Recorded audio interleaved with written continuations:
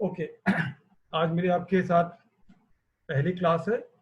Although आप में से कुछ लोग ने मेरी लैब की क्लास अटेंड करी थी, तो जिन्होंने लैब की क्लास अटेंड की थी वो लोग मुझसे परिचित हैं, लेकिन सेक्शन डी ने शायद लैब की क्लास अभी तक अटेंड नहीं करी है, वो लोग मुझसे भी परिचित नहीं हैं। तो मैं एक बार फिर से अपना परिचय देता हूँ।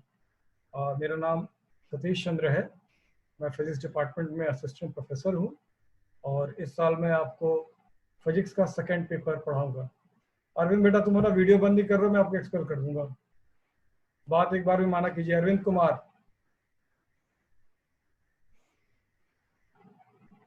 ओके। अब मैं फर्दर और लोगों को एंट्री नहीं दे रहा हूँ, ऑलरेडी काफ़ी लोग एंट्री पा भी गए हैं। मेरे पर देखो कितने लोग एंट्री कर गए। 101 के आसपास लोग एंट्री कर गए हैं। ओके, तो मैं जो पेपर सेकंड मैंने आपको जैसे बताया कि देखिए अभी लोग एंट्री कर रहे हैं तो मुझे दिक्कत होती है बोलने में, फिर एक साथ एंट्री कर लिया कीजिए। ओके, जैसे मैंने बताया कि मैं आपको फिजिक्स का पेपर सेकंड आपको मैं पढ़ाऊंगा, और जो पेपर सेकंड है उसका नाम, जो पूरा नाम है वो है काइनेटिक थ्योरी एंड थर्मोडायनेमिक्स। तो जैसा कि नाम से ही जाहिर हो रहा है कि ये पेपर काफ़ी हद तक जो आपने इंटरमीडिएट में पढ़ा है उससे कनेक्टेड है, लेकिन उतना ही नहीं है जितना आपने 11th में पढ़ा होगा। उसके आगे भी बहुत सी चीज़ें हैं, तो वो भी डिस्कस करेंगे। तो आज मैं आपको दोनों पेपर के बारे में थोड़ा बताना चाहूँगा।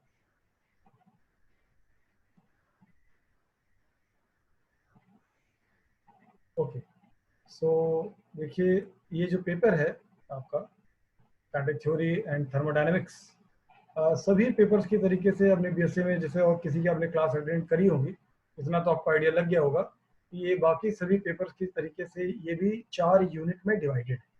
Unit 1, 2, 3 and 4। तो मैं हर एक यूनिट का थोड़ा थोड़ा आपको परिचय दूंगा।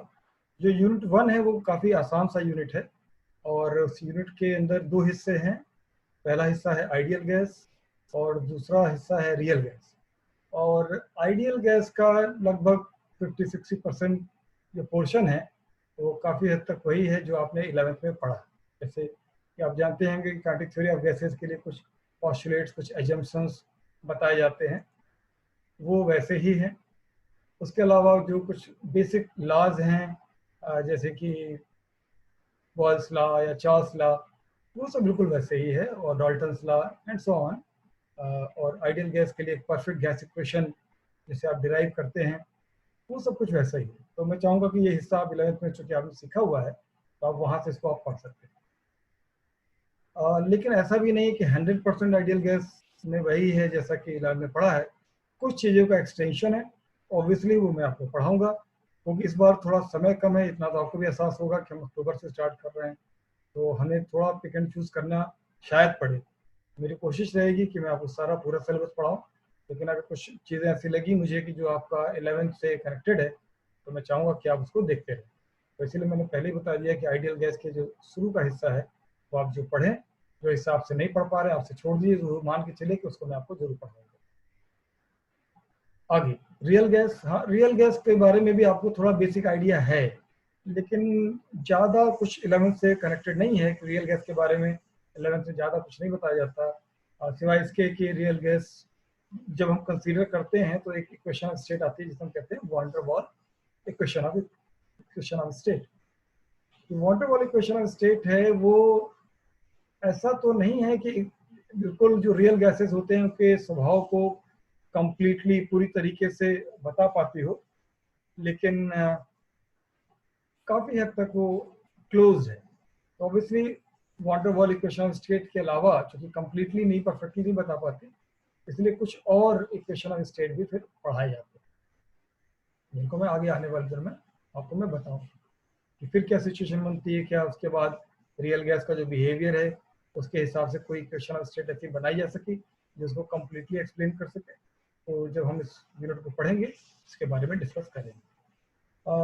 वान der Waals equation of state से ही शुरू करेंगे, और van der Waals equation of state आप जानते हैं जो आइडियल गैस के लिए जो एजम्पशंस लिए जाते हैं, उन सभी एजम्पशंस में से केवल दो ऐसे एजम्पशंस हैं उनको वो जो है रेक्टिफाई करता है, उसको चेंज करता है, उन एजम्पशंस को में कुछ परिवर्तन करता है, और उसके बाद वो एक इक्वेशन के प्रेशर टर्म में या वॉल्यूम टर्म में कुछ अंतर होता है, और उसके हिसाब से फिर वाटर वाली इक्वेशन स्टेट बनती है। डिटेल में भी नहीं जा रहा हूँ इक्वेशन क्या बनती है, वैसे वाटर वाली इक्वेशन स्टेट आपने देखा हुआ है। मैं देख रहा हूँ कि एक स्टूडेंट है जो ओप्पो A5s के नाम से एंट्री करना चाह रहे हैं। मेरे ख्याल से पांडे सर की एडवाइस इन्होंने लगता है नहीं सुनी है। अब मैं ऐसे लोगों को फिर एंट्री नहीं दूंगा जो कि अनजान नाम से आ रहे हैं, तो मुझे उनको जो है रिमूव ही करना पड़ेगा। अगर आप सही नाम से एडमिट नहीं करेंगे तो फिर मैं आपको एंट्री नहीं दूंगा, ये आप ध्यान रखिए। तो ये आपका कर्तव्य है कि जो आपको इंस्ट्रक्शन दिए जाए उस इंस्ट्रक्शन को आप फॉलो करें। सो वाटर वाला इक्वेशन ऑफ स्टेट कितना वो रियल के साथ परफेक्टली मैच करता है नहीं करता, तो फिर दूसरे कौन से इक्वेशन ऑफ स्टेट्स हैं that we will discuss in the real case. So obviously आपके मन में एक जिज्ञासा होगी कि इसी यूनिट से स्टार्ट करेंगे, तो मैं आपको बता रहा हूँ कि मैं आपको यूनिट 1 से स्टार्ट नहीं करूँगा, क्योंकि यूनिट 1 सभी 4 यूनिट में सबसे आसान यूनिट है, तो ये मैं सबसे लास्ट के लिए रखता हूँ इसको पढ़ाने के लिए, क्योंकि आप लोग आज तो काफ़ी संख्या में मैं देख रहा हूँ कि 113 स्टूडेंट्स कनेक्ट हो गए हैं, लेकिन आगे आने वाले दिनों में जो है ये संख्या धीरे धीरे घटती जाती है कि आप लोगों का मोह भंग होने लगता है पढ़ाई लिखाई से कुछ, क्योंकि आप थोड़े बड़े हो जाते हैं। तो मैं आपके लिए वही चीज़ें छोड़ूंगा जो आसान होंगी, और जो चीज़ें थोड़ा मैं चाहता हूँ कि आप उस पर ध्यान दें उनको मैं आपको पढ़ाऊँ। कोशिश तो मेरी रहेगी कि मैं पूरा ही सिलेबस पढ़ाऊँ। किसी भी टाइम पर कनेक्टिविटी या वॉइस में अगर कोई दिक्कत हो तो आप मुझे जरूर चैट बॉक्स में लिख दीजिएगा। चैट बॉक्स मैंने इसलिए ओपन करके रखा है। Okay, now we are coming to the next slide. Next slide में आप देख रहे हो कि यूनिट 2 के बारे में बताया हुआ है। यूनिट 2 में क्या चीजें दी हुई है? यूनिट 2 के भी 2 हिस्से हैं। पहला हिस्सा है लिक्विफेक्शन ऑफ गैस। आप दाईं तरफ गौर कर रहे होंगे, कुछ एक रिप्रेजेंट करने के लिए यूनिट को एक जो है इलस्ट्रेशन भी साथ में स्लाइड के ऊपर है, और ये वाला इलस्ट्रेशन देखकर आपको याद भी आ रहा होगा कि ये कुछ लाइंस ड्रॉ हैं, और ये लाइन कुछ डिवाइड करती हैं लिक्विड स्टेट सॉलिड स्टेट के बीच की लाइन है, कोई लाइन जो है वो सॉलिड स्टेट और गैसियस स्टेट के बीच की लाइन है, कोई जो है वो गैसियस स्टेट और सॉलिड स्टेट के बीच की लाइन है। तो ऑब्वियसली एक स्टेट से किसी चीज़ को दूसरे स्टेट में कन्वर्ट किया जा सकता है। तो जब भी आप गैस को लिक्विफाई करते हैं तो उसको आप क्या कहेंगे? Liquefaction of gases. तो कुछ गैसेस के लिक्विफेक्शन के प्रोसेस को आपके सिलेबस में रखा गया है। ऑब्वियसली इतना तो आप समझते ही होंगे, साइंस के स्टूडेंट हैं, कि जब किसी चीज़ को कूल करते हैं और कुछ प्रेशर के वैल्यू में चेंज करते हैं तो चीज़ें लिक्विफाई हो सकती हैं। ये आप में से एक शुरू हो गए एनोटेशन करने के लिए। बेटा आप जो एनोटेट करते हैं आपका नाम आ जाता है, इसलिए ऐसा कोई काम ना करिए कि आपका नाम मैं डायरी में लिखना चालू करूँ जो ऐसी हरकत कर रहे हैं। आप लोग काफ़ी स्मार्ट हैं, ये मैं जानता हूँ, लेकिन यकीन रखिए मैं आपसे ज़्यादा स्मार्ट हूँ, और ये आपको थोड़ी देर में समझ में आ जाएगा। इसलिए इस तरह की हरकतें ना कीजिए, अभी हम आपको बच्चा समझ के जो है छोड़ रहे हैं। Okay, now come to the topic. Next हिस्सा है ट्रांसपोर्ट फिनोमेना है गैसेस। ये थोड़ा सा एक नया फिनोमेना है। एक रिप्रेजेंटेशन के तौर पे मैंने एक फिगर डाली है, वो ये दिखाने के लिए किसी बच्चे ने लिखा है अवतार सिंह ने, योर वॉइस इज लैगिंग। थोड़ा सा लैग होगा बेटा, इसलिए मैं स्लाइड में स्लोली मूव कर रहा हूँ, स्लाइड में रुका हुआ हूँ, क्योंकि यहाँ से वहाँ तक आवाज़ थ्रू नेटवर्क जाती है। मैं नेटवर्क इस्तेमाल कर रहा हूँ, आप एक नेटवर्क इस्तेमाल कर रहे हैं, तो ये थोड़ा सा लैग होगा, बियर विथ मी।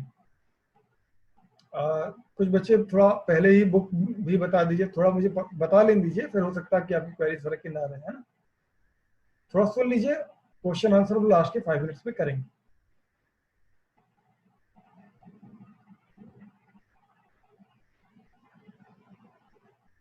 जस्ट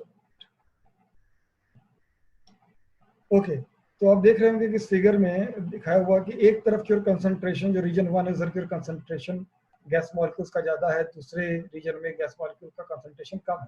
तो इसलिए आप जानते हैं कि कोई भी गैस जो होती है वो हाई कंसंट्रेशन रीजन से लो कंसंट्रेशन रीजन की तरफ जाती है। ये जो ट्रांसफर ऑफ हुआ ना, मॉलिक्यूल्स का ट्रांसफर एक जगह से दूसरी जगह, इसी को कहते हैं ट्रांसपोर्ट फिनोमेना। जब भी कोई चीज़ ट्रांसपोर्ट होती है, देखिए फिर एक कोई सैमसंग गैलेक्सी J4 आ गया भाई, अब मुझे इनको रिमूव ही करना पड़ेगा, मेरे पास कोई चारा नहीं। ओके, जब भी कोई चीज़, कोई gas molecule high concentration area से लो कंसंट्रेशन की तरफ जाती है तो वो अपने साथ 3 चीज़ें लेके जाएगी। ऑब्वियसली मॉलिक्यूल खुद जा रहा है तो मास लेके जाएगा, क्योंकि वो एक स्पीड से जा रहा है तो उसके पास एक मोमेंटम भी होगा। और उस मॉलिक्यूल का खुद का कुछ ना कुछ टेम्परेचर होता ही है, स्पीड भी है, काइनेटिक एनर्जी हो गई, पोटेंशियल एनर्जी हो गई। इसका मतलब ये है कि वो साथ में एनर्जी भी लेके जाए, यानी मास, मोमेंटम और एनर्जी, इन तीन चीजों को हाई कंसंट्रेशन रीजन से लो कंसंट्रेशन रीजन में लेकर हो जाएगा। तो इन तीन तरह के ट्रांसपोर्ट फिनोमेना को आगे आने वाले दिनों में हम पढ़ेंगे। नेक्स्ट है यूनिट 3। यूनिट 3 में ये सबसे लंबा यूनिट है और सबसे पहले मैं इसी यूनिट को टेकअप करूंगा क्योंकि सबसे लंबा है और चैलेंजिंग भी है, जिसका पहला हिस्सा है लॉज ऑफ थर्मोडायनेमिक्स। आप में से कुछ लोगों ने इसके लॉज को शायद फर्स्ट लॉ और शायद जीरो लॉ मेरे ख्याल से आपको 11th में पढ़ाया जाता है, if I am not wrong. 2 laws मेरे ख्याल से, जहाँ तक मेरी जानकारी, आपको पढ़ाए जाते हैं और 2 नहीं पढ़ाए जाते। तो there are total 4 laws of thermodynamics from 0th law up to 3rd law. तो बारी बारी से ये लॉज पढ़ाए जाएंगे और इसी के बाद जब ये लॉज पढ़ाना खत्म हो जाएगा, के बारे में जानकारी हम दे चुके होंगे। सो इसी से जुड़ा हुआ है थर्मोडायनेमिक पोटेंशियल, जिसमें से एक पोटेंशियल का नाम आपने जरूर सुना होगा, जिसको हम कहते हैं इंटरनल एनर्जी। तो इंटरनल एनर्जी का नाम तो सभी ने सुना होगा। इसके अलावा भी 2-3 हैं, जैसे कि एंथैल्पी। मेरे ख्याल से कुछ लोगों ने एंथैल्पी का नाम केमिस्ट्री में जरूर सुना होगा। 2 और मैं नाम लूंगा, हो सकता आपने ना सुना हो, Helmholtz free energy and Gibbs free energy. ये कुल 4 थर्मोडायनेमिक पोटेंशियल हैं और इनके बारे में हम यहाँ डिस्कस करेंगे। जब द लॉ ऑफ थर्मोडायनेमिक्स पढ़ेंगे उसमें एक बहुत महत्वपूर्ण चीज पढ़ी जाती है।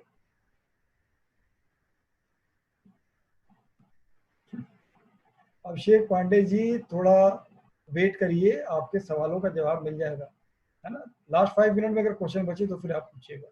अभी ध्यान से सुनिए, अगर आवाज ना आ रही हो मेरी तो आप जरूर मेंशन करिए। Okay fine. इसमें अब एक बहुत इंपॉर्टेंट चीज पढ़ाई जाएगी, दैट इज एंट्रोपी। एंट्रोपी मैं अगर कहूँ तो थर्मोडायनेमिक्स की एक ऐसी चीज है जिसका इस्तेमाल, जिसका यूज साइंस की कोई ऐसी, मॉडर्न साइंस की कोई ऐसी ब्रांच नहीं, केमिस्ट्री हो, फिजिक्स हो, एस्ट्रोनॉमी हो, न्यूक्लियर फिजिक्स हो, मेडिसिन हो, जहाँ पर ना हो रही। इसलिए बहुत ही इंपॉर्टेंट टॉपिक है एंट्रोपी, जो आप आने वाले समय में कुछ दिनों में पढ़ेंगे। तो थर्मोडायनेमिक्स क्योंकि मैं इसलिए मैं शुरू में पढ़ा रहा हूँ कि बहुत इंपॉर्टेंट टॉपिक है। मैं तो चाहूँगा कि आप लोग लगातार सभी क्लासेस में बने रहें, क्योंकि आप में से कुछ लोग बड़े वीआईपी टाइप के हैं, हर क्लास में आना पसंद नहीं करते। तो उनसे ये जरूर मैं, मतलब सलाह है मेरी, क्योंकि आप बड़े हो गए हैं, आदेश तो मानेंगे नहीं, मेरी ये सलाह है कि आप लोग ये शुरू के क्लासेस जरूर अटेंड करें और हो सके सारी क्लासेस करें। सबसे पहले हम स्टार्ट करेंगे 3rd यूनिट। नेक्स्ट फ्राइडे मैं आपको 3rd यूनिट स्टार्ट करूंगा। तो आज तो मैं संख्या देख रहा हूँ कि टोटल मिलाकर कितने हुए भाई, 59, कुछ कम भी हो गए। अच्छा, 59 और 53, 61 एंड 53, कितने हो गए भाई, 113 के आसपास हो रहे हैं। तो ये तो अभी लगभग 100 से ज़्यादा लोग कम हैं इसका। Okay, so now I will talk about the last unit, which is known as black body radiation. जैसा कि आप जानते हैं कि जो एनर्जी है, एनर्जी को ट्रांसफर करने के लिए, खासतौर पर थर्मल एनर्जी की, यहाँ जब तक थर्मोडायनेमिक्स में एनर्जी कहें तो इसका मतलब आप थर्मल एनर्जी समझिए, है ना। तो एनर्जी को ट्रांसफर करने के लिए 3 तरीके इस्तेमाल किए जाते हैं, 3 तरीके इस्तेमाल होते हैं, जिसमें 2 के बारे में हमने काफी डिटेल में 11 में पढ़ा है। कंडक्शन, जिसे चालन कहते हैं हिंदी में, और कन्वेक्शन। कन्वेक्शन इसे संवहन कहते हैं हिंदी में। थोड़ा सा हिंदी भी बता देना, कुछ बच्चे हिंदी वाले हैं तो हिंदी भी जानिए। तो ये 2 तो आपने काफी पढ़ा होगा। और तीसरा क्या है, रेडिएशन। तो मैं एक बार चाहूंगा कि जब ये यूनिट स्टार्ट उसके पहले थोड़ा सा एक बार जाकर पीछे आकर फिर से पढ़ लीजिएगा। मैं थोड़ा बताऊंगा भी आपको, आपको रिफ्रेश कराऊंगा आपकी मेमोरी को।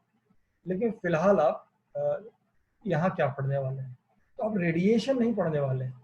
अब रेडिएशन के अंदर ही एक खास हिस्सा है जो कहते हैं black body radiation. And the black body radiation is the foundation stone of modern physics, ये कहा जाता है। प्लैंक्स ने इसके बारे में काम किया और उसके बाद पूरी क्वांटम मैकेनिक्स इसी पर बेस्ड है, और क्वांटम के ऊपर फिर स्टैटिस्टिकल मैकेनिक्स, जितने भी मॉडर्न फिजिक्स की ब्रांचेज हैं वो सब इसी पर बेस्ड है। तो ये फाउंडेशन, इसको पढ़ना बड़ा जरूरी है। आगे 2nd ईयर में, 3rd ईयर में अगर आप पढ़ना चाहेंगे तो आपको इसकी नॉलेज की आवश्यकता बहुत ज़्यादा पड़ने वाली है, न केवल फिजिक्स में बल्कि केमिस्ट्री में भी पढ़ने वाली है।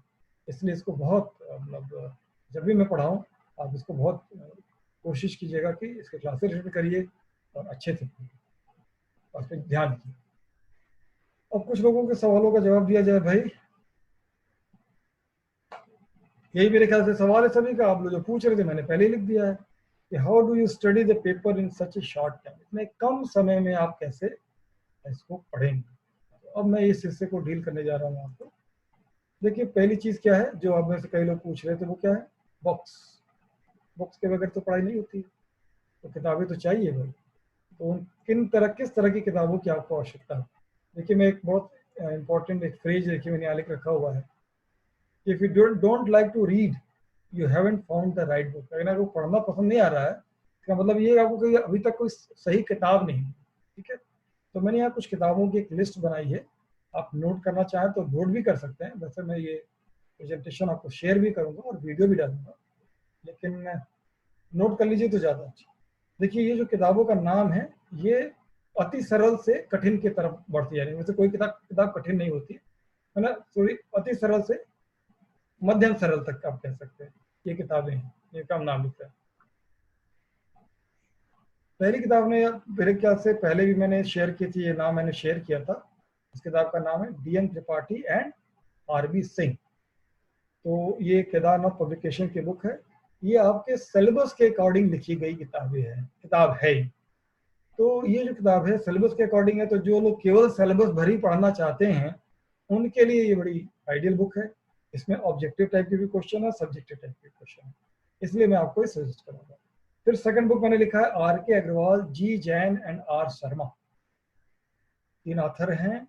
ये कृष्णा पब्लिकेशन की बुक है और इस बुक की खूबी ये है कि ये हिंदी में भी आती है। कुछ लोगों ने हिंदी में किताबों के बारे में से लिखा था, पर्सनली भेजा भी था। ये हिंदी में भी आती है और इंग्लिश में भी आती है। तो जो लोग हिंदी में किताब में पढ़ना चाहते हैं वो ये किताब ले सकते हैं। ठीक है, सबसे अच्छा तरीका ये होता है कि अगर आप एक दो दोस्त हैं, आप लोग एक ग्रुप बना के पढ़ते हैं, तो कोशिश करिए कि एक ने एक ऑथर की बुक ले ली, एक ने दूसरे ऑथर की बुक ले ली, एक ने हिंदी की बुक ले ली, और फिर मिलकर आपस में सर्कुलेट करके पढ़ें। इसे कहते हैं ग्रुप स्टडी। क्योंकि इस वक्त कोई एक भी किताब, ये इंटरमीडिएट नहीं बेटा कि हम एक कुमार मित्तल बता देंगे, ऐसा नहीं होगा। ये किताबें, और ये भी नहीं कि यही किताबें हैं, इनके अलावा बहुत सारी किताबें हैं, आप मुझसे अलग से डिस्कस कर सकते हैं। ये तो मैं आपकी आसानी के लिए कानपुर में जो किताबों की अवेलेबिलिटी है, जो हमारी लाइब्रेरी में किताबों की अवेलेबिलिटी है, उसके हिसाब से हम किताब सजेस्ट करते हैं। ऐसा नहीं कि इनके अलावा अच्छी किताबें नहीं हैं या इनके अलावा किताबें आपको पढ़नी नहीं चाहिए।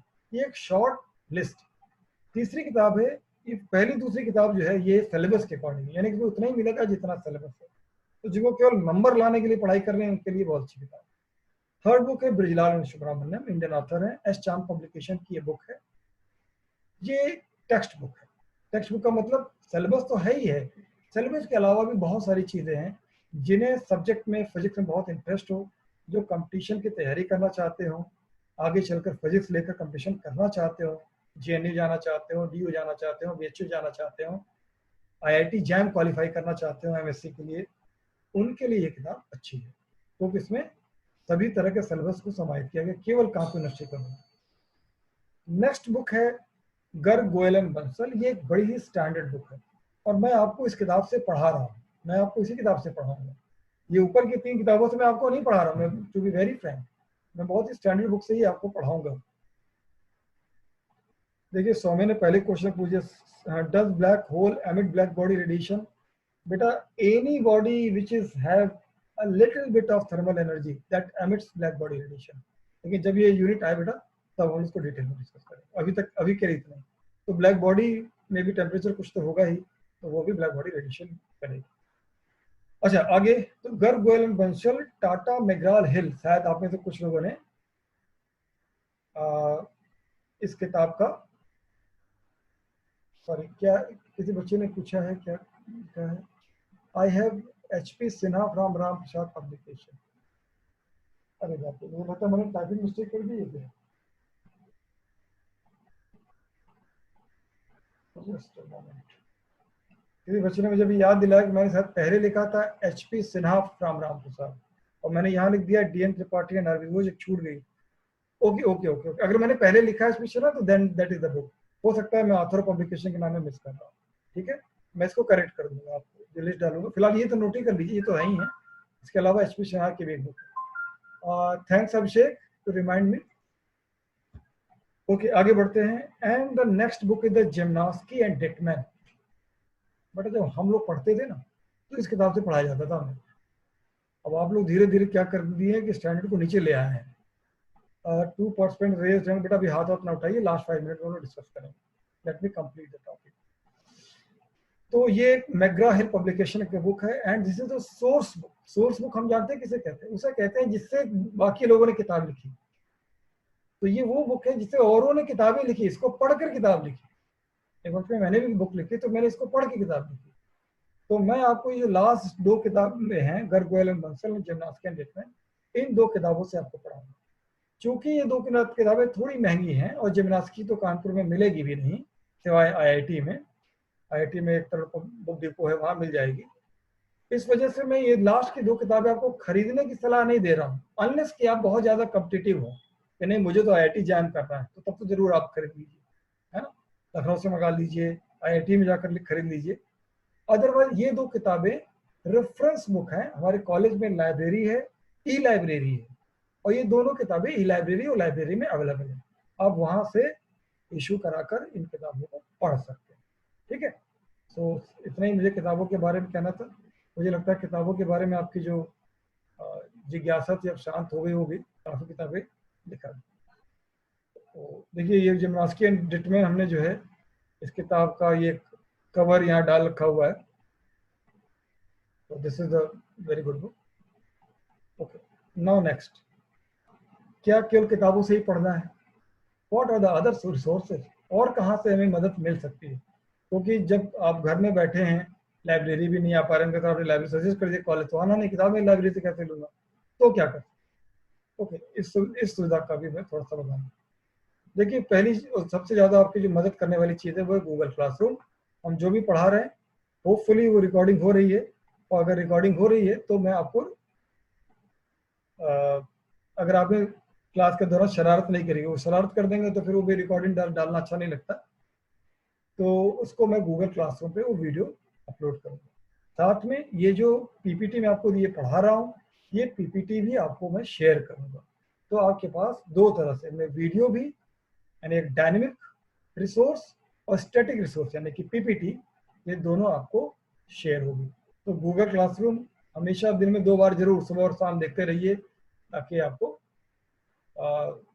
मिलता रहे।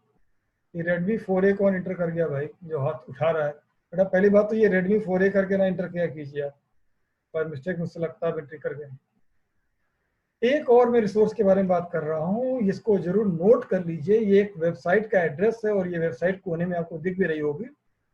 ये मेरा खुद का अपना होम पेज है। होम पेज समझते हैं जो लोग इंटरनेट इस्तेमाल करते होंगे, ये मेरी वेबसाइट है अपनी, ये उस वेबसाइट का एड्रेस है। इस वेबसाइट पर अगर आप गौर करेंगे तो देखिए ऊपर एक जगह लिखा हुआ है स्टूडेंट्स कॉर्नर, दिख रहा है आपको? ऊपर देखिए स्टूडेंट्स कॉर्नर। जब आप उसको क्लिक करेंगे तो आपको कोर्स वाइज नाम मिलेगा, MSc, BSc part 1, part 2, part 3। तो आप जिस क्लास में किसमें बीएससी 1, आप उसे ओपन करिए और आप देखिए एक खुला हुआ है तो इसलिए नीचे लिख कर क्या आ रहा है, लेकर आ रहा है black board of BSc part. तो बस आप वहां जाइए, आप देखिएगा वहां पर आपको जो भी मैं पढ़ाने वाला हूँ ऑलरेडी इसके नोट्स पड़े हुए हैं, लेकिन इंग्लिश में है। तो समस्या ये कि इंग्लिश में है। और एक और क्या समस्या है? दूसरी समस्या ये कि उसके अंदर फिगर नहीं है, केवल टेक्स्ट है। फिगर क्यों नहीं है? फिगर इसलिए नहीं है कि आप मेरी क्लास करें, तो फिर तो आप नोट्स ले लेंगे, आप तो क्लास ही नहीं अटेंड करेंगे। तो फिगर मैं आपको क्लास में बताऊंगा, नोट्स आप वहां से ले सकते हैं। तो जिस समय मैं पढ़ाऊं तो अगर आप समय, अगर मान लीजिए जब तक मैं कहूँ ना नोट कर लीजिए, नोट कर लीजिए, तब तक आप कुछ नोट ना करें। हो सके तो आप पढ़ने पे ध्यान दीजिए, फोकस करिए कि क्या बताया जा रहा है, समझने की कोशिश करिए। क्योंकि नोट्स ऑलरेडी है, फिगर ये आपको क्लास में आपको बताऊंगा ही। वो ड्रॉ करना चाहे तो जरूर ड्रॉ कर लीजिए, क्योंकि वो आपको फिर वहाँ पे मदद करें। ठीक है, और जब भी मैं कोई आपको फिगर दिखाऊंगा तो नंबर बता दूंगा कि ये वाला नंबर वाली फिगर ये है, और नोट्स में वहाँ पे जहाँ पे नंबर लिखा है उस जगह पर ये वाली फिगर इस्तेमाल होगी। तो ये आपका एक रिसोर्स हो गया, मेरा खुद का अपना होम पेज। अब अगला सवाल है, क्योंकि टाइम बहुत कम बचा बेटा, जल्दी से खत्म कर लेते हैं। कैसे हम तैयारी करेंगे एग्जामिनेशन की? समय तो बड़ा कम है और आपके ऊपर तो बड़ा प्रेशर है, और फिजिक्स तो सभी आप लोग मान के चलते हैं कि तो बड़ा भी प्रेशर वाला सब्जेक्ट है। ऐसा नहीं है, हो सकता है आपको अच्छा टीचर ना मिला हो, फिजिक्स तो सबसे आसान सब्जेक्ट है, अगर ये सबसे आसान सब्जेक्ट ना होता तो मुझे भी ना आता, क्योंकि मैं तो पढ़ाई में बहुत अच्छा नहीं था। तो मुझे अगर समझ में फिजिक्स आ गई, इसलिए मैं मान के चलता हूँ कि फिजिक्स सबसे आसान सब्जेक्ट है, और आप भी यही मान के चलिए। ओके, आगे तो फिर करें कैसे तैयारी। देखिए, एक्चुअली जो लोग यूनिवर्सिटी के सिस्टम से नए हैं उनको मैं बता दूं कि यूनिवर्सिटी जो है कुछ पेपर्स को ऑब्जेक्टिव करवाती है और कुछ पेपर्स को सब्जेक्टिव करवाती है, लेकिन ये हर साल यूनिवर्सिटी तय करके हमें बताती है कि जो 3 पेपर है इनमें से कौन कौन से पेपर ऑब्जेक्टिव आएंगे और कौन सा पेपर सब्जेक्टिव आएगा। इस बार अभी तक उन्होंने ये डिसाइड करके हमें नहीं बताया, तो इसलिए आप फिलहाल जो तैयारी करेंगे वो दोनों की करें, ठीक है। मैंने थोड़ा सा टाइम बढ़ा दिया है, तो जो लोग सोच रहे होंगे कि 40 में खत्म होने वाला, मैं सवाल कब पूछूंगा, सवाल कब पूछूंगा, परेशान मत होइए, मैं आपको सवाल पूछ लेगा पर्याप्त समय में, ठीक है। मुझे थोड़ा बता ले लीजिए पहले। तो मान लीजिए कि सब्जेक्टिव आ गया पेपर, तो क्या होगा। सब्जेक्टिव में जो पेपर होता है बेटा, उसमें 3 सेक्शन होते हैं, section A, section B and section C. Section A में क्या होता है, सेक्शन ए बड़ा क्या कहें तंग करने वाला सेक्शन होता है। इसमें करीब 7 क्वेश्चंस होते हैं और सभी कंपलसरी होते हैं, 7 to 9 डिपेंड करता है। छोटे क्वेश्चन बनाते हैं तो 9 कर देते हैं, थोड़ा बड़े बनाते हैं तो 7 कर देते हैं। 7 to 9 वो क्वेश्चन भी पूछते हैं, and they all are compulsory and they cover all the 4 units. यानी कि अगर आप 4 यूनिट्स की पूरी पढ़ाई की होगी आपने, तभी सेक्शन ए कर पाएंगे। Short answer 1 para two 2 para, छोटे से न्यूमेरिकल, कोई फिगर, इस तरीके से कुछ पूछ लेते हैं। तो सेक्शन ए पर डिल इज कंपलसरी, तो सारे सवाल तभी होंगे जब पूरा पढ़ा होगा। Now section B. Section B में यूनिट 1 और यूनिट 2 इन दोनों से सवाल पूछा जाएगा। 4 सवाल पूछे जाते हैं, 2 सवाल करने होते हैं, यानी 50% ऑप्शन होता है। तो 2 क्वेश्चन यूनिट 1 से और 2 क्वेश्चन यूनिट 2 से पूछा जाता है। उन 4 में से कोई भी 2 सवाल आपको करने होते हैं, ठीक है। किसी ने पूछा है, प्रगति क्या नाम है, प्रज्ञात मिश्रा ने लिखा है कि सर आपकी आवाज स्लो आ रही। और एक बच्चे ने, आयुष ने पूछा है, I have not got the attendance link. बेटा गूगल क्लासरूम पे अटेंडेंस लिंक पड़ा रहता है और हमेशा वही अटेंडेंस लिंक रहेगा, बस टाइम वो उसका ओपन होने का 12 बजे रहेगा और 12:50 पे खत्म हो जाएगा। ये भी जान लीजिए आपका मीटिंग आईडी भी चेंज नहीं होगा, यही मीटिंग आईडी रहेगा। आप बिल्कुल एक जगह लिख लीजिए डायरी में, ये मीटिंग आईडी है, ये पासवर्ड है, जब भी मेरी क्लास हो बस वही डालिए, ओपन करके बैठिए, ठीक। रोज रोज बताने की जरूरत नहीं पड़ेगी और आपको भी ध्यान रहेगा, ठीक है। अभी कितने बच्चे आप लोग हुए, संख्या कोई बहुत विशेष हुई नहीं, मैं तो सोच रहा था कि आप 200 के आसपास आ जाओगे। वही 100 कितने, 115, हाँ 115 जैसे, ओके फाइन। सेक्शन सी में क्या होता है, सेक्शन सी में यूनिट 3 एंड यूनिट 4, इससे 2-2 क्वेश्चन पूछे जाते हैं, टोटल 4। और ये भी लॉन्ग टाइप क्वेश्चन हैं जैसे कि सेक्शन बी होता है, और इसमें से कोई 2 करनी होती है, यानी सेक्शन बी और सेक्शन सी लॉन्ग टाइप। तो हम लोग प्लानिंग कैसे करते हैं, इस तरह प्लानिंग करते हैं कि हम लॉन्ग टाइप क्वेश्चन को आधे घंटे में करेंगे, तो 1 घंटा में सेक्शन बी में लगेगा और 1 घंटा में लगेगा सेक्शन सी में, और सेक्शन ए के जो 7 या 9 क्वेश्चन होंगे उसको 1 घंटे में निपटा लेंगे। इस तरह से प्लानिंग करके सब्जेक्टिव सॉल्व किया जाता है, ठीक है। तो सेक्शन बी और सेक्शन सी में 50% ऑप्शन है, और सेक्शन ए में कोई ऑप्शन नहीं है, बस ये ध्यान रखिए। अब आगे बढ़ते हैं, ऑब्जेक्टिव। ऑब्जेक्टिव का क्या होगा, तो बेटा फिजिक्स में मल्टीपल चॉइस क्वेश्चन, जिसमें से 4 ऑप्शन यानी कि ABCD, जिसमें से कोई एक सही होगा, नो नेगेटिव मार्किंग, 100 क्वेश्चन पूछे जाते हैं, 25 question from each unit, 25 question पूछे जाते हैं। तो ये तो बढ़िया हो गया। तो इसलिए आपको अगर करना है तो फिर 100 क्वेश्चन सारे अटेम्प्ट करने से क्या करना पड़ेगा, 4 यूनिट पढ़ना पड़ेगा। इसलिए थोड़ा शुरू में बता देने से आप कम से कम ये दो समझेंगे, सर हमको पहले बताया नहीं था। तो आज सारे बच्चे नहीं हैं, तो मुझे डर लग रहा है कि बाद में आप कहेंगे अरे लो हमने तो 2 यूनिट पढ़ा, 3 यूनिट पढ़ा, हमें क्या करूँ। तो अगर आप 3 यूनिट पढ़ेंगे तो फिर 25 क्वेश्चन तो कतई अटेम्प्ट नहीं करते, ठीक। ओके, सो लास्ट स्लाइड में अब आपको दिखा रहा हूँ, देखिए अब कोई एंट्री कर रहा है, वाह। लास्ट स्लाइड में एंट्री कर रहा हूँ ऑनलाइन वर्सेस ऑफलाइन। ये सवाल तो आ जाएंगे कि कब तक हम ऑनलाइन पढ़ाएंगे और कब हम आपको क्लास में मुलाकात करेंगे। तो इसका जवाब तो आपको वही दे सकता है जिसने तय किया कि हम ऑनलाइन पढ़ा रहे हैं। ईश्वर की मर्जी है कि हम लोग घर में बैठ के पढ़ें और पढ़ाएं, इसलिए अब ये चल रहा है, ठीक है। किसी ने कुछ लिखा है,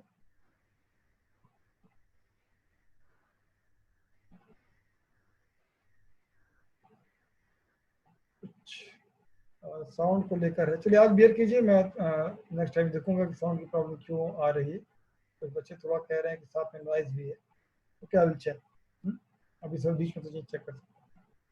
ओके, तो बेटा जब तक ऑनलाइन क्लासेस चल रही हैं, फिलहाल ऑनलाइन क्लासेस चल रही, जो लोग अखबारों में पढ़ रहे होंगे कि 15 से कॉलेज खुल रहा, तो मैं आपको बता दूं उसमें कंडीशन ये लगाई गई है कि आपके पेरेंट्स ये लिख कर दें कि आप क्लास में आना चाहते हैं, ठीक है। लेकिन उसका मतलब ये है कि आप कॉलेज तो आ सकते हैं, अगर आपके पिताजी लिख के, फादर मदर लिख कर देते हैं तो आप कॉलेज तो आ सकते हैं, लेकिन ऑनलाइन क्लासेस भी चलेंगी, क्योंकि सारे बच्चे तो नहीं आएंगे, सबके पेरेंट्स लिख के नहीं देंगे। तो अब मैं 12 to 12:45 अगर मेरी क्लास है, तो फिर मैं या तो ऑनलाइन पढ़ाऊंगा या ऑफलाइन पढ़ाऊंगा। तो फिर लगता तो यही है कि अभी ये ऑनलाइन क्लासेस ही चलेंगी। किसी की कोई क्वेरी हो, वो मुझसे टाइम शेड्यूल पहले कर ले, मैसेज भेज दे मुझे क्लासरूम में, सर मैं पढ़ना चाहता हूँ, मैं एक टाइम बता दूंगा, उस टाइम पर वो आकर अपनी queries 1-to-1 face to face कर सकते, ठीक है। वो भी 15 के बाद, वो भी जबकि आपके पेरेंट्स रिटर्न में इसको हमें करेंगे। ये क्या लिख रहे हैं कि अभी तो बेटा तुम्हारा नाम ही नहीं आ रहा है, सिर्फ मैं सवाल का जवाब नहीं दूंगा। ये Redmi 4 है जो भी है। पूर्वी मिश्रा लिख रही है sir, how to access E library, correct. हाँ, ये बड़ा क्वेश्चन है बेटा, ये आपको एक बार लाइब्रेरी जाना पड़ेगा, जब आपका ई लाइब्रेरी कार्ड बन जाएगा तो वो आपको लिंक देंगे जिसके थ्रू आप ई लाइब्रेरी एक्सेस करेंगे।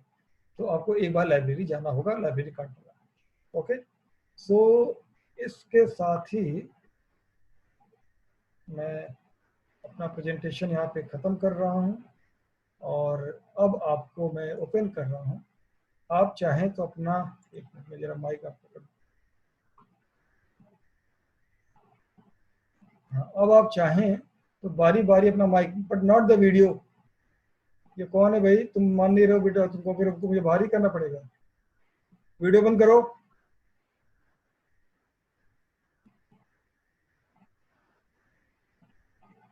ये पूरा घर मुझे टहला रहा है बच्चा, क्या नाम है इसका, अरविंद। बेटा वीडियो बंद करिए आप पहले अपना। हम्म, अब आप ना क्वेश्चन पूछ सकते हैं बेटा, मैं आपको टाइम दे रहा हूँ, क्वेश्चन आप पूछ सकते हैं। चाहे तो चैट बॉक्स में लिखे पूछिए या माइक ऑन करके पूछिए, चैट में लिखे ज़्यादा अच्छा है। मेरे पास जेपी अग्रवाल की बुक है, कोई प्रॉब्लम नहीं बेटा। JP Agarwal is a good book, although it is a costly book, इसलिए मैंने थोड़ा अवॉइड किया। Is a good book. जो किताब हो आप एक बार हमसे कंसल्ट कर लीजिए, बिल्कुल सवाल करिए, कोई भी बुक बेटा खराब नहीं होती है ना। अवेलेबिलिटी और प्राइस की वजह के हिसाब से हम लोग सजेस्ट करें। सर मेरे पास जेपी अग्रवाल तो हो ही गया भाई इसका। और कोई, in which month examination district part 1 will be held. Although Arvind बेटा आप मान नहीं रहे हो, मुझे क्या आपको बाहर कर देना चाहिए? चला अरविंद, पहले दिन ये काम ना करवाओ बेटा कि मैं तुमको बाहर कर दूं।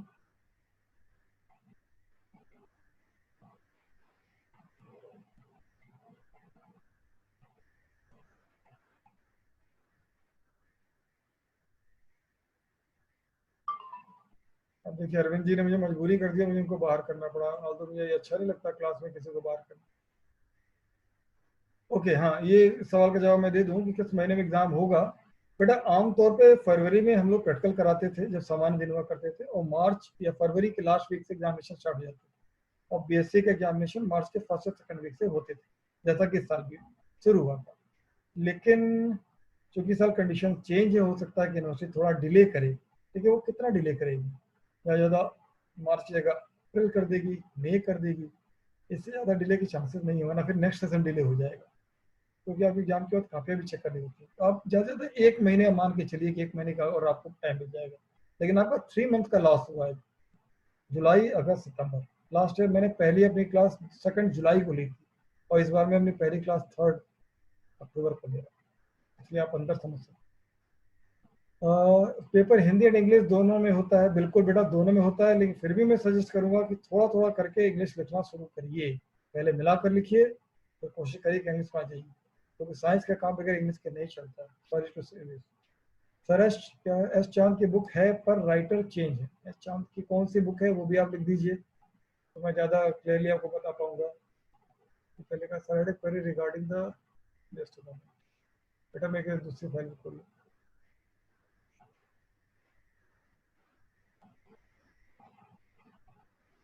जरा इनके सवालों का मैं जवाब दे दूं बेटा, जरा रुके रही sir. I have HP Sinha is good book, मैंने सजेस्ट भी किया था, आज मैं लिखना भूल गया। अब मैं हिंदी में बुक ली, कोई प्रॉब्लम बेटा, मैंने पहले ही कह दिया हिंदी की बुक मैंने सजेस्ट भी कर दी है आपको। What will be the topic for today's attendance, कोई टॉपिक नहीं बेटा, कल आप अटेंडेंस लगा दीजिए। सर मैं जी की जे अच्छा जी ओके ज्वाइंट एंट्रेंस एग्जामिनेशन की तैयारी कर रहा हूँ मैं, वाई आर की बुक्स ले लिए, क्या उसका फर्स्ट ईयर बीएससी हो जाएगा? बहुत स्टैंडर्ड कोचिंग का है बेटा, मैं ये नहीं बता सकता, बीएससी का सिलेबस बिल्कुल अलग होता है। Sir I had a query regarding the assignment which are being sent as a part of our attendance system. मैंने नहीं भेजा बेटा ऐसा असाइनमेंट, मुझे जब असाइनमेंट भेजना होगा तो मैं असाइनमेंट आपको भेजूंगा। When offline classes will open we then online classes will be closed, ये भी बेटा अभी डिसाइडेड नहीं है फिलहाल, जब तक ऑनलाइन क्लास चल रहा है इसको आप अटेंड करिए। Sir I just wanted to know if there are being calculated as our progress. हाँ यस यस यस, ये अनुष्का, ये सवाल का मैं जवाब दे रहा हूँ आपको। ये हो सकता है कि मान लीजिए कि कोई स्थिति बिगड़ जाए तो ये कहा जाए कि इंटरनल मार्क्स के आधार पे आप करिए। इसलिए इस बार हम लोगों ने तय किया कि हम आपका कंटिन्यूस असेसमेंट करेंगे, यानी कि हर यूनिट के बाद आपका टेस्ट लेंगे और टेस्ट ऑब्जेक्टिव ही लेंगे, आपका टेस्ट लेते रहेंगे और आपके मार्क्स हम इकट्ठा करते रहेंगे, ताकि अगर कोई इस तरीके की दिक्कत आए तो हम यूनिवर्सिटी को रिप्रेजेंट कर सकेंगे कि हमने कंटिन्यूस असेसमेंट किया है और उसके आधार पर इनको मार्क्स दे दिए जाए। तो it is a safer side to appear in all the examination conducted by my department after every after completion of every unit, और सीरियसली दीजिएगा। Can I take old books sir, अरे are you available to read my book my comment? Okay मैं available हूँ बेटा, बिल्कुल आप पुरानी किताब ले सकते हैं, किताब किताब होती है, मेरे पास हरि प्रकाश शर्मा की बुक है, अच्छी है, आप उसे पढ़िए। ओके इधर कुछ सवाल है, ये तो मैंने बताई दिया आपको। First, how many times will the examination be conducted? Test after every unit and then final examination. How can we got library card? Library card बेटा इन लाइब्रेरी पता करिए। CL अरोरन PS हमने, ये बेटा अच्छी किताब है, आप पढ़ सकते हैं। लाइब्रेरी कार्ड का मैंने आपको जवाब दे दिया। अगर हो गया हो तो मुझे लगता है कि अब हम क्लोज कर सकते हैं।